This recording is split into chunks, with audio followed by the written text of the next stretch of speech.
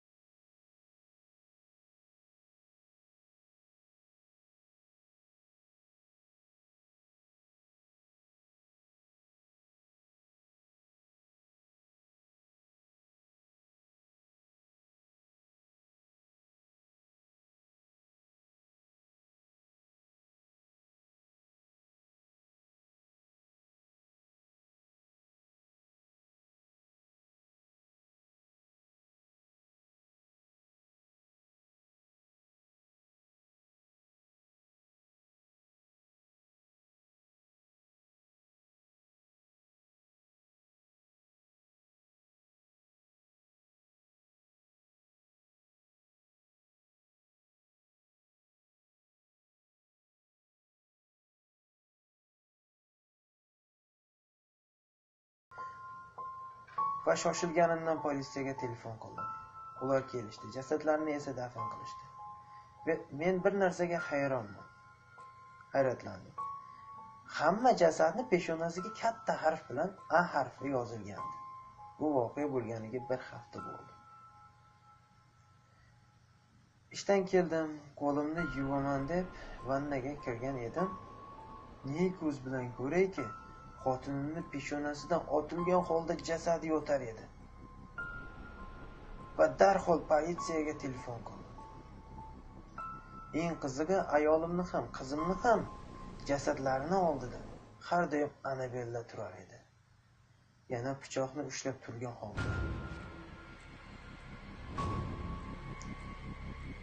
Shu sabab bir hafta o'tib ketdi. Bir haftadan so'ng ishdan kelib, eshikni ochgan edim. Boshimga juda qattiq zarba tegdi va hushimdan ketdi. Ko'zimni ochdim.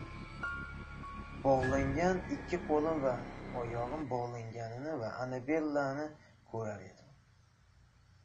Shu zahoti Anabella o'rnidan turdi va salom dedi.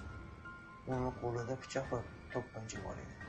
Tanla, qaysi quroldan urishni xohlaysan, dedi. Va ikkala yo'lda ham seni azoblanib ko'rasan, dedi. Va men shu zahoti unga qarab iflos, maraz, qotil deb yuziga tupurdim. Sendan buni kutgan edim, chunki qizingni va ayolingni men o'ldirdim, dedi. Shu zahoti uyga oilam bilan kirganimda meni bir kampir qo'limdan ushlab, bu yerga kirma, agar kirsang ayolingni, qizingni va o'zingni yerga ko'masan, degani esimga tushdi. Men bu gapga e'tibor qilmasdan uyni olgan edim. Shu zahoti Anabella menga tashlandi. U pichoq bilan ko'zimni o'yib oldi. Va men silkinlanib Anabellani ustimdan tushirib yubordim. O'zim esa orqamdagi preslovchi dastgohga yiqilib tushdim.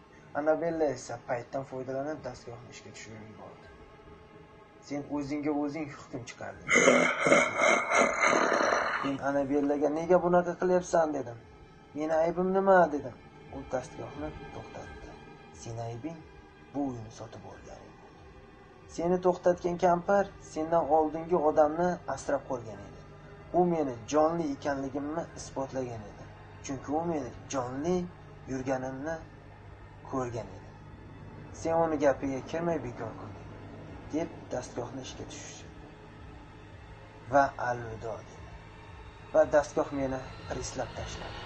Hurmatli odamlar, uy olayotganingizda uyni chiroyiga emas, sotayotgan odamning yuz ifodasiga va uyda bor bo'lsa yerto'lalarni tekshirishing, sotuvchi katta uyni va qimmat uyni arzonga sotayotgan bo'lsa sotuvchining yuzida. Qo'rquv bo'lsa uyni olmang. Qaytaraman, uyni olmang.